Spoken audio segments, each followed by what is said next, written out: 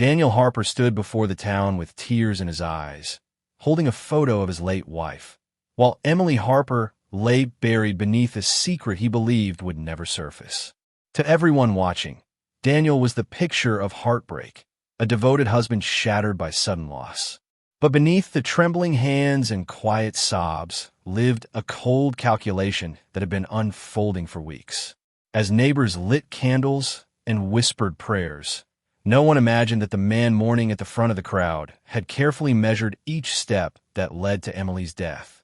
What looked like unbearable grief was, in truth, the final act of a performance designed to hide a blood-chilling plan. Briar Glen had always been the kind of town where nothing truly terrible seemed possible. The streets were lined with neat houses, trimmed hedges, and white fences that looked almost identical. People left their doors unlocked during the day. Neighbors waved from driveways and shared pies during the holidays. It was the kind of place where tragedy felt distant, something that only happened in big cities shown on the evening news. On a cold October morning, that illusion shattered. Just after sunrise, a frantic emergency call came from the Harper residence. Daniel Harper reported that he had found his wife, Emily, lying motionless on the kitchen floor. He claimed he had stepped out for an early walk and returned to his silent house. The dispatcher noted the panic in his voice, the uneven breathing, the way his words tumbled over each other. When police and paramedics arrived, they found Emily exactly where Daniel said she would be. She was still in her pajamas, one hand resting near the kitchen counter. A half-filled mug of coffee sat beside the sink. There were no signs of forced entry, no broken windows, no straged. The house looked peaceful, almost staged in its stillness. Daniel appeared devastated. His face was pale, his eyes red and glossy. He kept repeating that she had felt unwell for days, but refused to see a doctor. He hovered nearby as paramedics worked, then sank into a chair as they quietly pronounced her dead at the scene. At first glance, it seemed like a sudden medical emergency, a tragic, natural loss. In a town like Briar Glen, that explanation felt easier to accept. But as the morning light filled the kitchen and officers began taking careful notes, small details started to feel out of place. The untouched breakfast, the perfectly clean counters, the silence that seemed heavier than it should have been. By nightfall, the entire town was mourning Emily Harper, and Daniel, the grieving widower, stood at the center of their sympathy, unaware. In the days that followed, sympathy surrounded Daniel like a shield. Neighbors filled his refrigerator with food he barely touched. Flowers covered the Harper front porch, their bright colors standing out against the gray autumn sky. Daniel moved through it all slowly, as if each step required effort. He thanked everyone who came by, his voice low and fragile, his shoulders slumped under the weight of loss. Behind closed doors, investigators began reconstructing Emily's final week. They traced her movements through store receipts, traffic cameras, and phone data. She had followed her usual routine: morning coffee at home, short drives across town, a visit to the local bookstore. Nothing suggested fear or distress. Her social media posts showed a smiling woman enjoying small, ordinary moments. The autopsy report, however, told a different story. The medical examiner confirmed that Emily had died from exposure to a rare toxin. It was not something found in household cleaners or common medications. It required deliberate access. Even more unsettling was the conclusion that the poison had been administered gradually over several days. Emily had been weakening slowly, unaware that her body was shutting down. Detectives returned to the Harper home with a warrant. They collected spices, medications, cleaning supplies, and even the coffee beans stored in a sealed jar. Every item was cataloged and sent for testing. The house remained spotless, almost unnaturally organized, with no obvious source of contamination. During questioning, Daniel remained cooperative. He repeated that Emily had complained of fatigue and nausea. He suggested stress might have played a role. When asked about anyone who might wish her harm, he shook his head firmly. He described their marriage as stable and loving. But investigators uncovered one detail that shifted the tone of the case. Just 2 weeks before Emily's death, Daniel had quietly increased her life insurance policy to a substantial. As the investigation deepened, detectives began examining the Harper family finances more closely.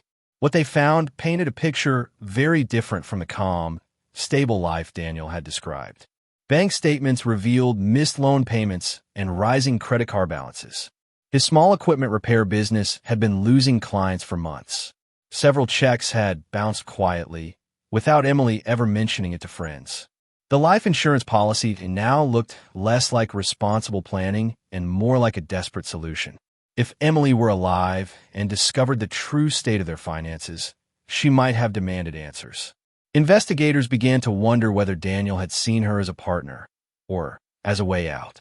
Attention then turned to Daniel's digital footprint. Forensic experts retrieved browsing history from his laptop and phone. At first, it seemed ordinary: news headlines, sports scores, weather updates.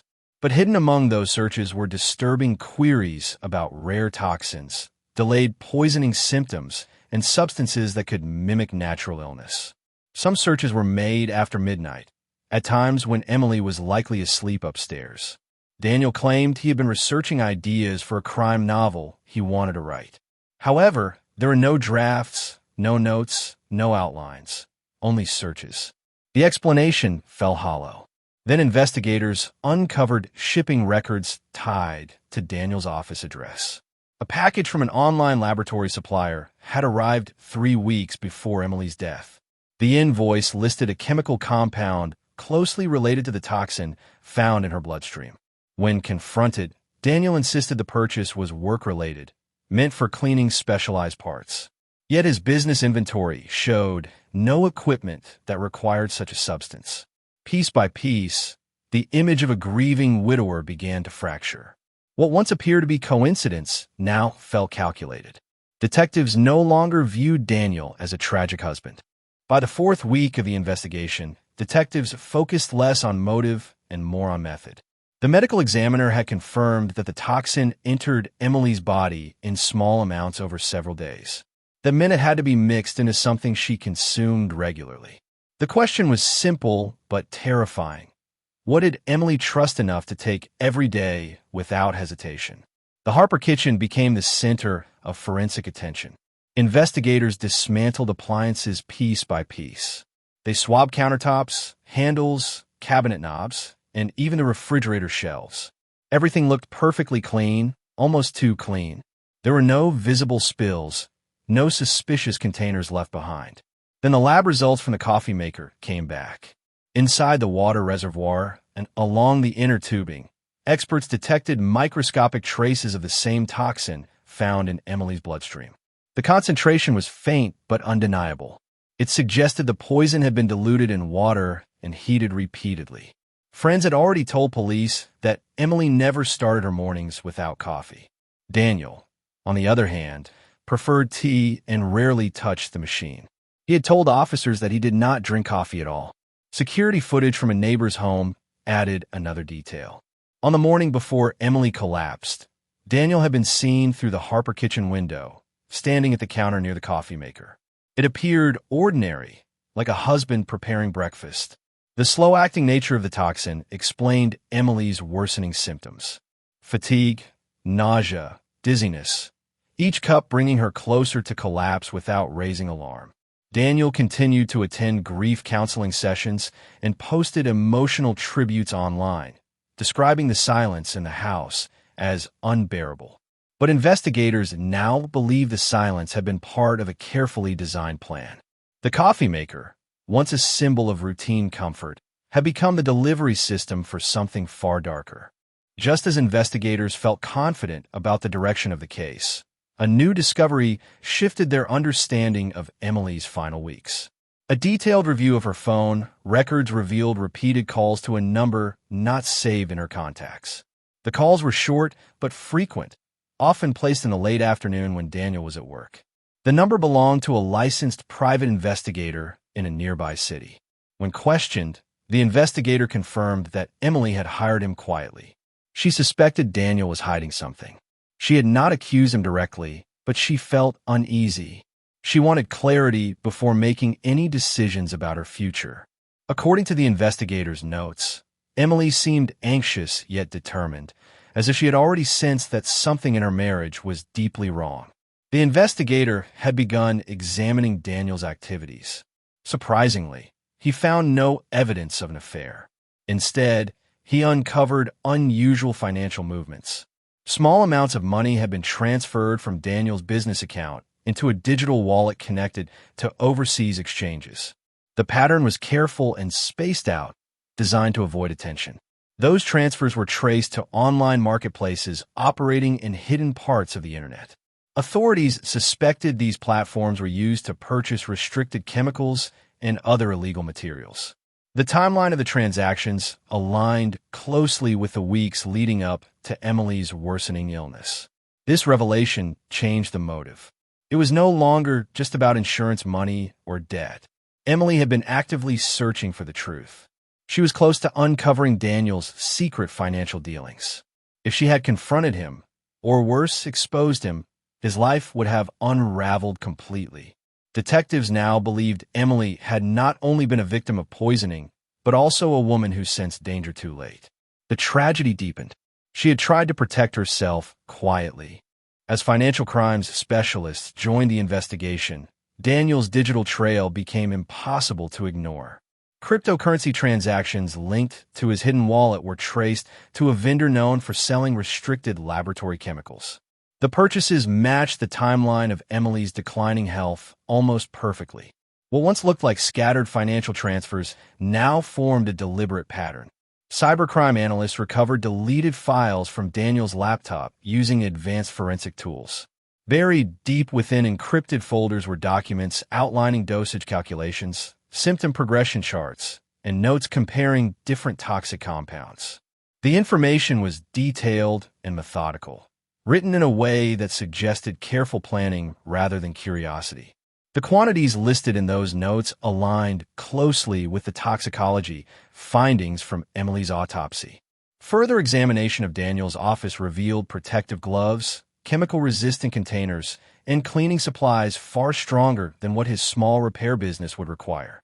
Laboratory testing detected faint traces of the same toxin on a workbench drain. The discovery suggested the chemical had been handled there before being brought home. One of the most damaging pieces of evidence came from neighborhood surveillance. A camera mounted above a nearby garage captured Daniel walking down the street late one evening carrying a small object wrapped in cloth. Hours later, he returned empty-handed. Investigators searched the storm drain along that route and recovered a sealed vial lodged in debris. Residue inside matched the poison found in Emily's bloodstream. By this point, the image of coincidence had completely collapsed. The digital purchases, the deleted research files, the contaminated workbench, and the discarded vial formed a chain too strong to break. Authorities believed Daniel had not only planned the poisoning, but also taken calculated steps to hide every trace. Daniel Harper was arrested just before dawn on a quiet spring morning, nearly 6 months after Emily's death. Police vehicles lined the same peaceful street where neighbors had once gathered with candles and flowers. This time, curtains shifted slightly as residents watched in stunned silence. The man they had comforted was led away in handcuffs, his expression blank and controlled. News of the arrest spread quickly. The town that once defended him now struggled to accept the evidence presented by authorities. Court documents outlined the cryptocurrency purchases, the deleted research files, the contaminated coffee maker, and the vial recovered from a storm drain. Each piece alone raised suspicion. Together, they formed a clear and chilling narrative. During the trial, prosecutors methodically reconstructed the timeline. They demonstrated how small doses of poison had been administered over days, how financial desperation created motive, and how digital secrecy provided access. Expert witnesses explained the science behind the toxin and how it mirrored Emily's symptoms perfectly. Charts and forensic reports replaced the emotional images of the grieving husband that once filled television screens. The defense argued that the evidence was circumstantial and suggested contamination or hacking. They claimed that digital records could be manipulated. But forensic specialists testified about secure transaction logs and fingerprint analysis linking Daniel directly to the recovered vial. The physical and digital evidence aligned too precisely to dismiss. As proceedings continued, the emotional tone of the courtroom shifted. What began as disbelief hardened into clarity.